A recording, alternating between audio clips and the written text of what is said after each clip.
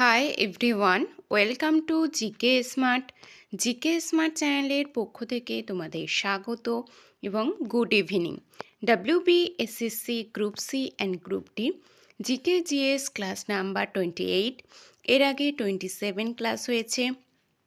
আমি প্রতিদিন সন্ধ্যে 7টায় এই ক্লাসটি নিয়ে আসি এবং এই ক্লাসটি প্রতিদিনই হচ্ছে।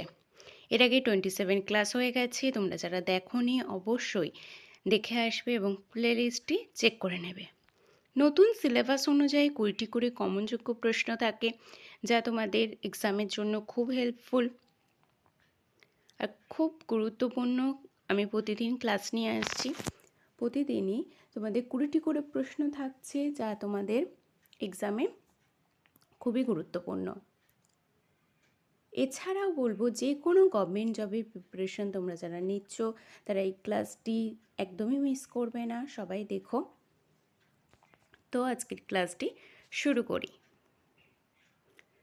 জেনারেল অ্যাওয়ারনেসে 20 নাম্বার আছে, তোমরা জানো, এবং সিলেবাসটাও তোমরা এতদিনে অনেকবার দেখেছো। তো আজকে আর কিছু বলছি না, তো আমি ক্লাসটা শুরু করি। আজকের প্রথম প্রশ্ন কি আছে? ভারতীয় পুনর্জাগরণের জনক কাকে বলা হয়? অপশান এ স্বামী দয়ানন্দ সরস্বতী, অপশান বি রাজা রামমোহন রায়, অপশান সি ঈশ্বরচন্দ্র বিদ্যাসাগর, নাকি অপশান ডি স্বামী বিবেকানন্দ? ভারতীয় পুনর্জাগরণের জনক কাকে বলা হয়? সঠিক উত্তরটি হয়ে যাবে রাজা রামমোহন রায়কে। পরবর্তী প্রশ্ন, অসহযোগ আন্দোলন কত সালে শুরু হয়? Option A 1920, option B 1922, option C 1924, নাকি অপশান ডি 1926? অসহযোগ আন্দোলন কত সালে শুরু হয়? সঠিক উত্তর হয়ে যাবে 1920।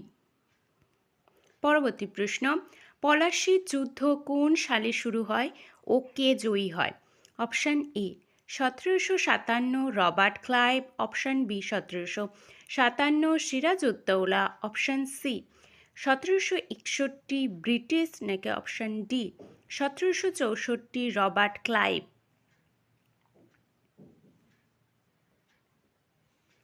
এখানে সঠিক উত্তর কোনটি হবে? না 1757 রবার্ট ক্লাইভ। পরবর্তী প্রশ্ন, ভারতের ভৌগোলিকভাবে সর্ববৃহৎ রাজ্য কোনটি? Option A Uttar Pradesh, option B Rajasthan, option C Madhya Pradesh, নাকি অপশান ডি মহারাষ্ট্র? ভারতের ভৌগোলিকভাবে সর্ববৃহৎ রাজ্য কোনটি?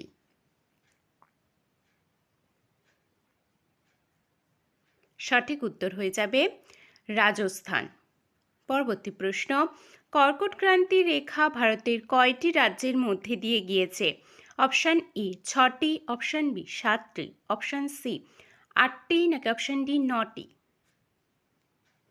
কর্কট ক্রান্তি রেখা ভারতের কয়টি রাজ্যের মধ্যে দিয়ে গিয়েছে? সঠিক উত্তর কি হবে? না 8টি রাজ্যের মধ্যে দিয়ে গিয়েছে। পরবর্তী প্রশ্ন, বৈদ্যুতিক বাল্বের উদ্ভাবক কে? Option A Thomas Alva Edison, option B Robert ভাতৃদ্বয়, option C Alexander Graham Bell, নাকি option D John Logie Baird?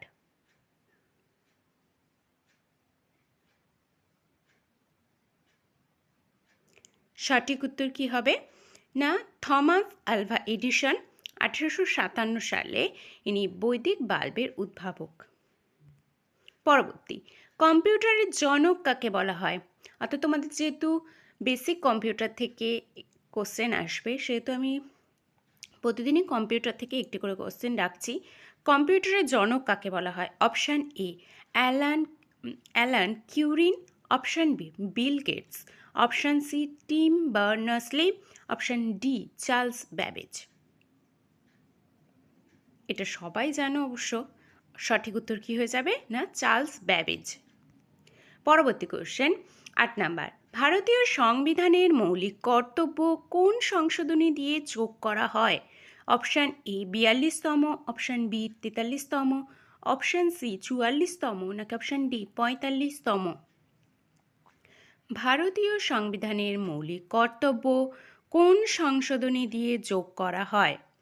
সঠিক উত্তরটি কি হয়ে যাবে? না, 42তম সংশোধনী দিয়ে। পরবর্তী প্রশ্ন 9 নম্বর, ওজোন স্তর পৃথিবীর কোন স্তরে অবস্থিত? ওজোন স্তর পৃথিবীর কোন স্তরে অবস্থিত? Option A troposphere, option B option A stratosphere, option B mesosphere, option C troposphere, নাকি অপশান ডি থার্মোস্ফিয়ার?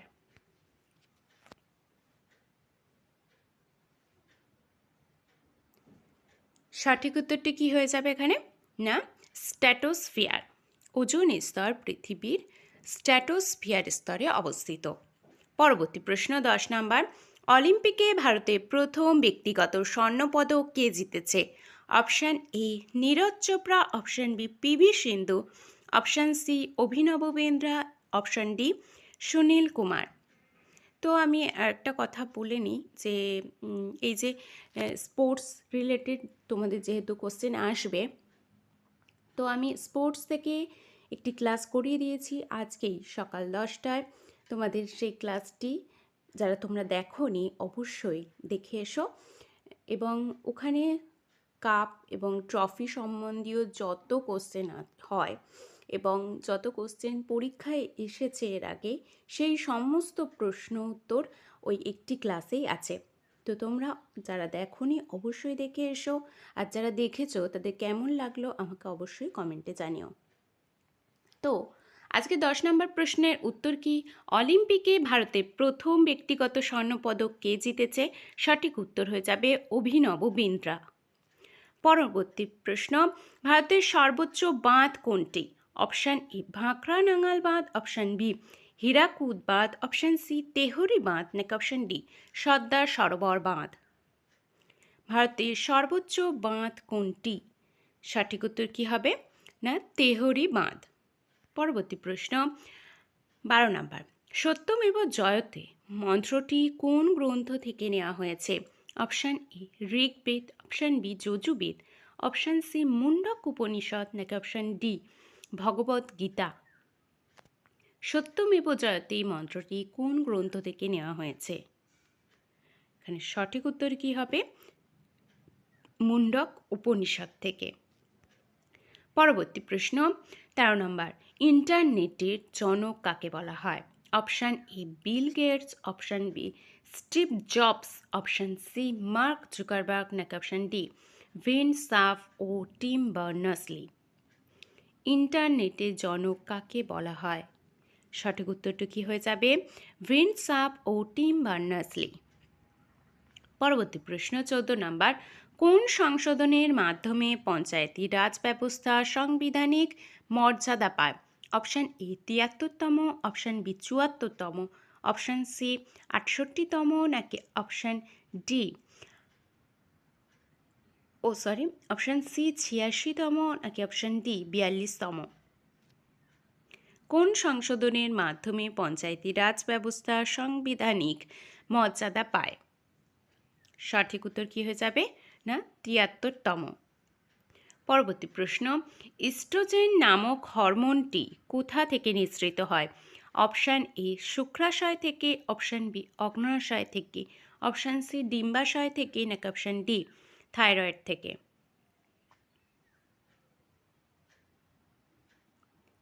ইস্ট্রোজেন নামক হরমোনটি কোথা থেকে নিঃসৃত হয়? সঠিক উত্তর হয়ে যাবে ডিম্বাশয় থেকে। পরবর্তী প্রশ্ন, দুধওয়া ন্যাশনাল পার্ক কোন রাজ্যে অবস্থিত? Option A Uttar Pradesh, option B Rajasthan, option C Assam, নাকি option D Tripura? Dudhwa national park কোন রাজ্যে অবস্থিত? সঠিক উত্তর হয়ে যাবে উত্তরপ্রদেশ। পরবর্তী প্রশ্ন 17 নম্বর, এনইপি 2020 অনুযায়ী স্কুলে কোন বিষয়টি বিশেষ জোর দেওয়া হয়েছে? অপশান এ দক্ষতা ভিত্তিক শিক্ষা, অপশান বি শুধু ইতিহাস, অপশান সি প্রাইভেট টিউশন, নাকি অপশান ডি শুধু ভূগোল? এনইপি থেকে যেহেতু কোশ্চেন আসবে উল্লেখ করাই আছে, সেহেতু আমি প্রতিদিন কিন্তু এনইপি থেকে একটি করে প্রশ্ন রাখছি। তোমরা দেখতে পাবে আমি সিলেবাস অনুযায়ী প্রতিদিন প্রত্যেকটি বিষয় থেকে একটি করে প্রশ্ন অন্তত রাখি, একটি বা অনেক সময় দুটি করেও রাখি। যেহেতু 20 নম্বরের এক্সাম, তাই আমি 20টি প্রশ্নই রাখি সবসময় তোমাদের। প্রতিটি ক্লাসেই 20টি করে প্রশ্ন থাকে। তো 17 নম্বর প্রশ্নের উত্তর কী হয়ে যাবে? সঠিক উত্তর হয়ে যাবে দক্ষতা ভিত্তিক শিক্ষা। এনইপি 2020 অনুযায়ী স্কুলে কোন বিষয়টি না দক্ষতা ভিত্তিক শিক্ষার বিষয়টি বিশেষ জোর দেওয়া হয়েছে। পরবর্তী প্রশ্ন, আধুনিক অলিম্পিক গেমসের সূচনা হয় কবে? Option A Athens 1896, option B New York 1898, option C London 1896, নাকি অপশান ডি জেরুসালেম 1898।